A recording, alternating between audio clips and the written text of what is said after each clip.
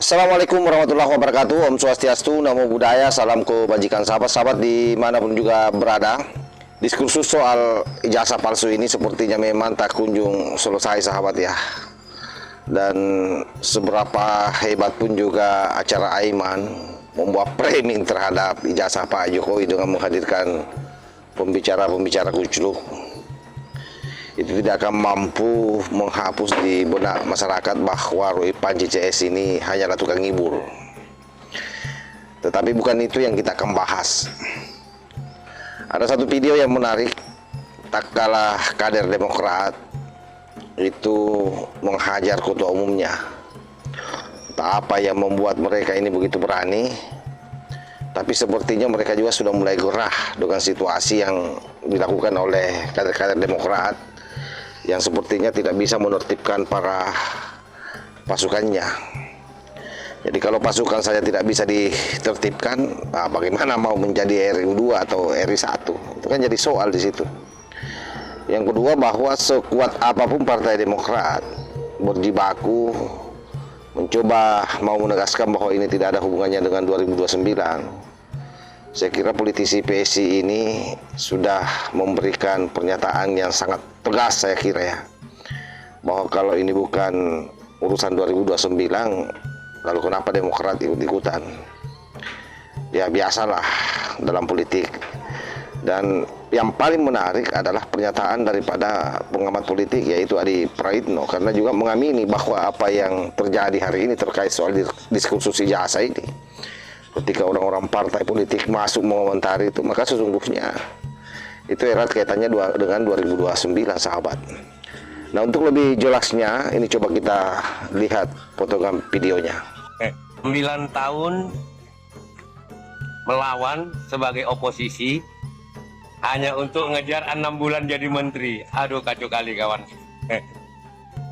Sorry ya ketum ya, sorry ya.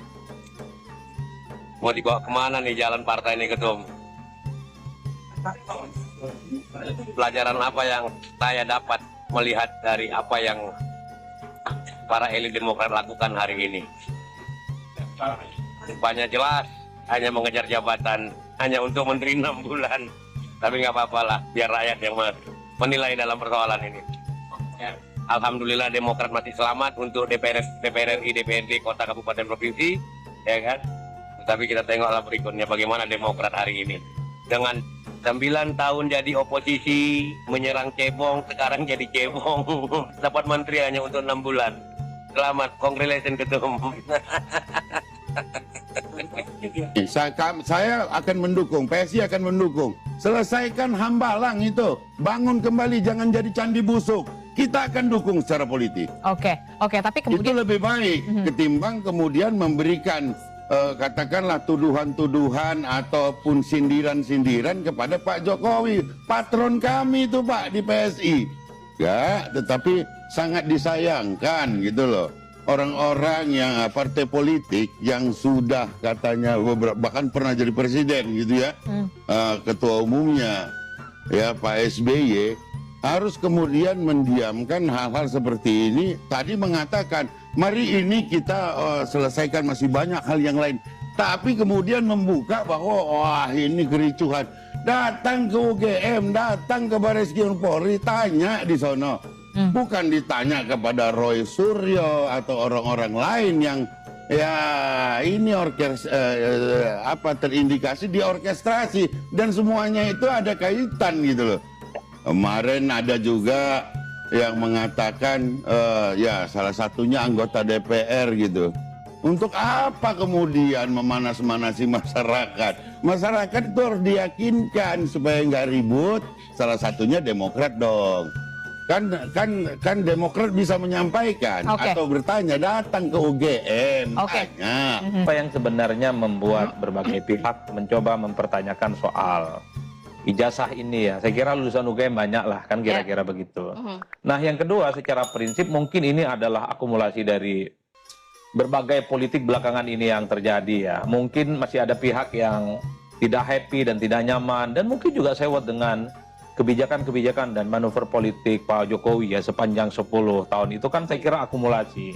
Jadi ketika ada momentum semacam ini, ketika Pak Jokowi tak lagi Jadilah jadi serangan presiden, gitu ya. mereka ini kemudian mengkristal dan mengonsolidasi kira-kira apa celah yang kemudian bisa diolah sebagai upaya serangan balik lah kira-kira begitu. Tapi yang ketiga menurut saya sepertinya memang ada upaya-upaya untuk merusak kredibilitas Jokowi sebagai mantan presiden. Artinya mungkin dengan apa yang ditampilkan per hari ini yang mempertanyakan soal ijazah itu ingin ditunjukkan bahwa ya ini adalah presiden yang sampai hari ini ada kekisruhan dengan ijazahnya. Jadi reputasi, kredibilitas Pak Jokowi itu sepertinya memang ingin dalam tanda kutip ya ingin ditunjukkan kepada publik, tidak seperti yang dibayangkan sebelumnya. Saya menduga jangan-jangan ini ada kaitannya dengan 2029 loh.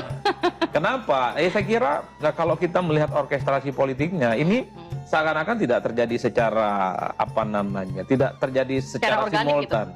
Tapi memang ini sangat kuat sekali baik di medsos ataupun di media-media mainstream. Itu menunjukkan bahwa setiap isu apapun di negara kita ini tidak ada yang kebetulan.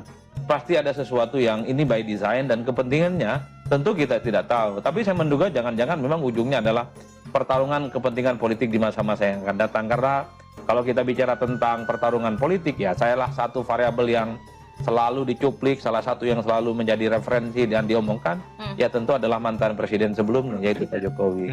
Jadi itulah yang saya kira karena apapun judulnya terkait dengan ijazah ini kan tidak mengubah apapun sebenarnya.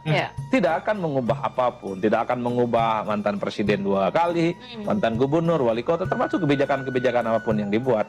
Tapi itu nggak penting, yang penting itu adalah bagaimana pembuktian bahwa persoalan ijazah itu seperti yang kawan-kawan saat ini. Jadi saya kira jelas sahabat ya, apapun kira daripada Partai Demokrat, saya kira tidak bisa melepas dari tudingan bahwa dalam permainan ini orientasinya adalah bagaimana mengejar kursi wakil presiden minimal untuk mendampingi Pak Prabowo.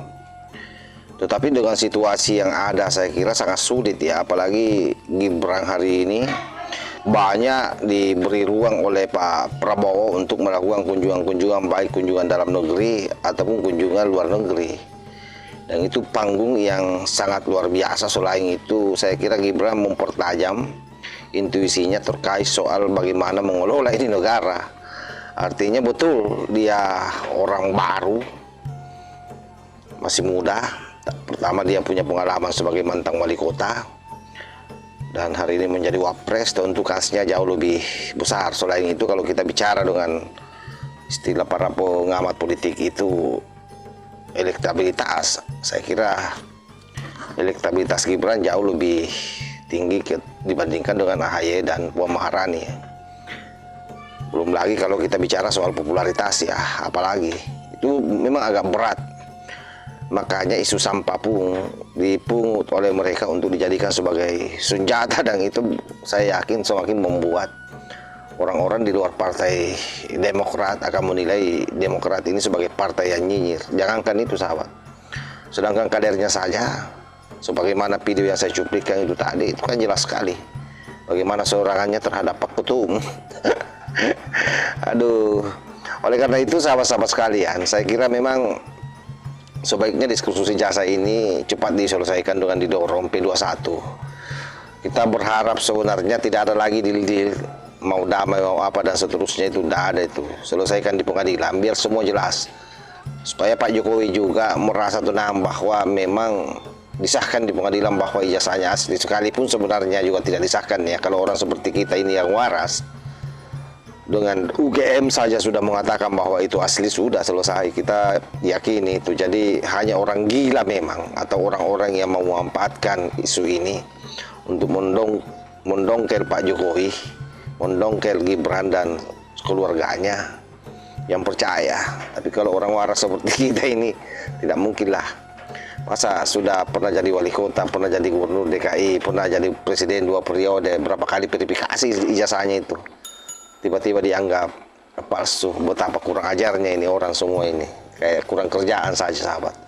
Saya kira demikian ya. Wallahul muwaffiq ila aqwamit thoriq. Wassalamualaikum warahmatullahi wabarakatuh.